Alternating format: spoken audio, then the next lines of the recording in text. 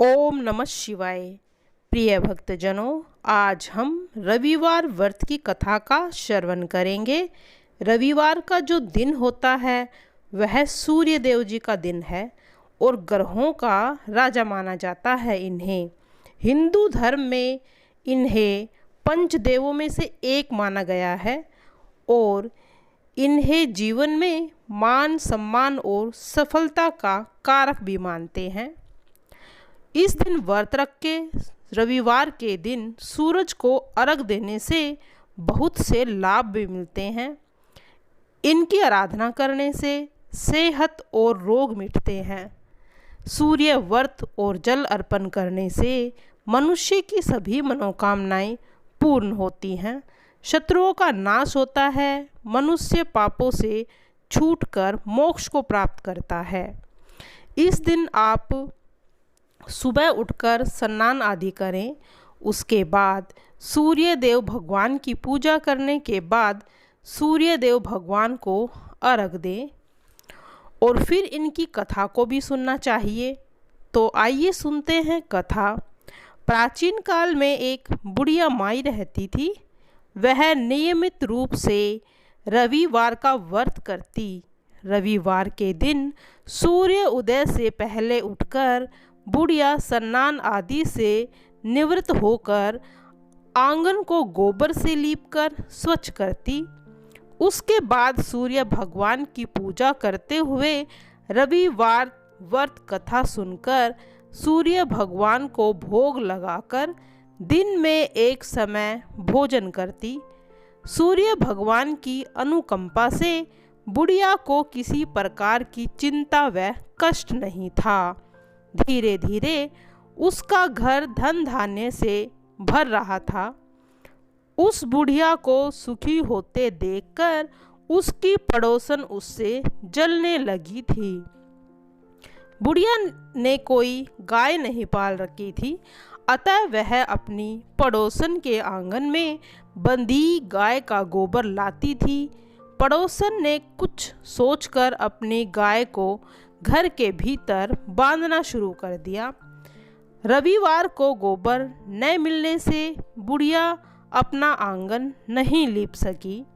आंगन न लीप पाने के कारण उस बुढ़िया ने सूर्य भगवान का भोग नहीं लगाया और उस दिन स्वयं भी भोजन नहीं किया। सूर्य अस्त होने पर बुढ़िया भूखी प्यासी सी हो गई।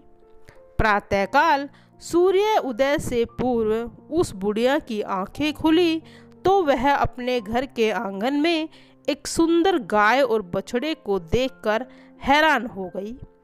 गाय को आंगन में बांधकर उसने जल्दी से उसे चारा लाकर खिलाया। पड़ोसन ने उस बुढ़िया के आंगन में बंधी सुंदर गाय और बछड़े को देखा तो उससे और भी जलने लग गई। तभी गाय ने सोने का गोबर दिया। गोबर को देखते ही पड़ोसन की आंखें फट गई।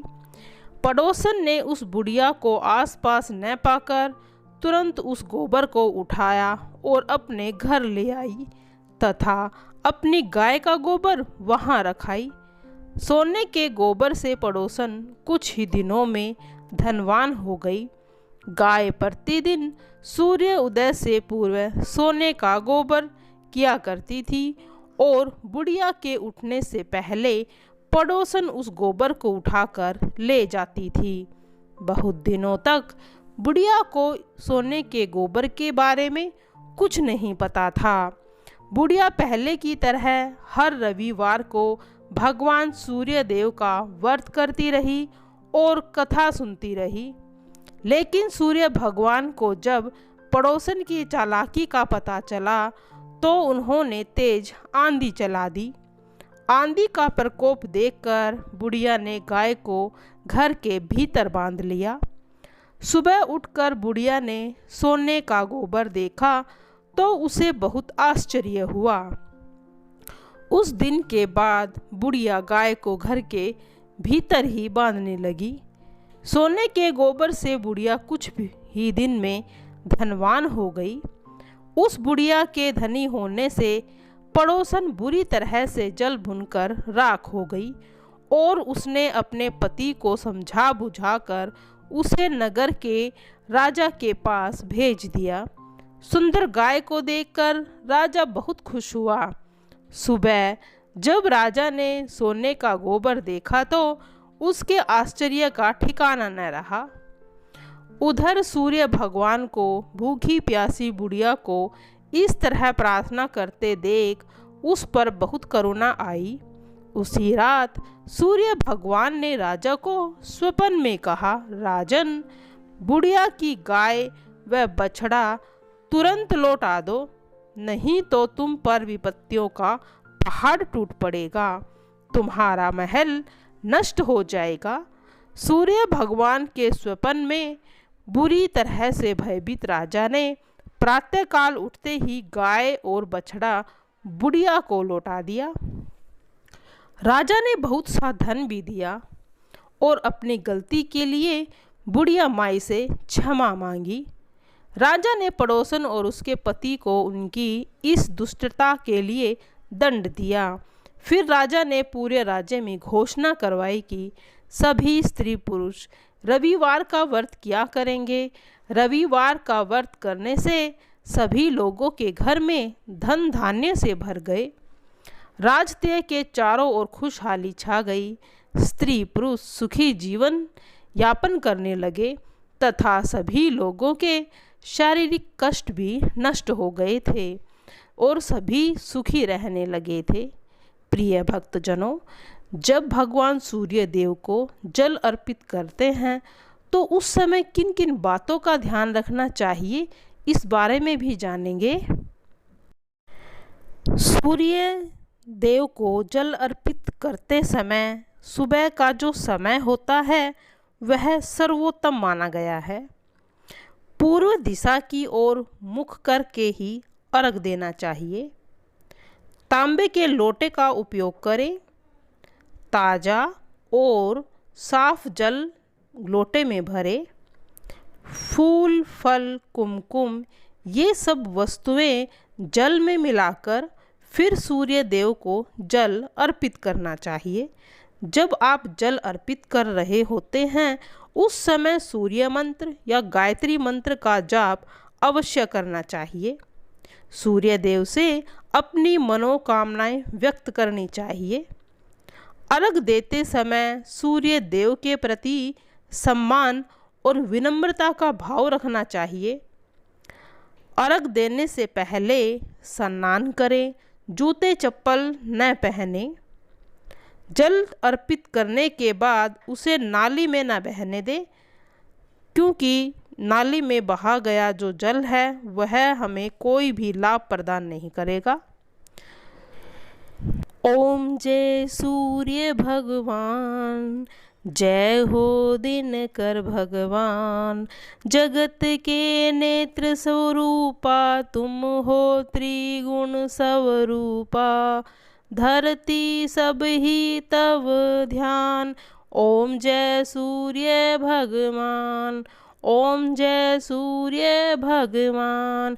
सारथी अरुण है प्रभु तुम, श्वेत कमल धारी। तुम चार भुजाधारी, अश्व हैं सात तुम्हारे। कोटि किरण पसारे, तुम हो देव महान। ओम जय सूर्य भगवान। उषा काल में जब तुम उद्याचल आते, सब तब दर्शन पाते। फैलाते उजियारी, जागता तब जग सारा। करे सब तब गुणगान, जय सूर्य भगवान।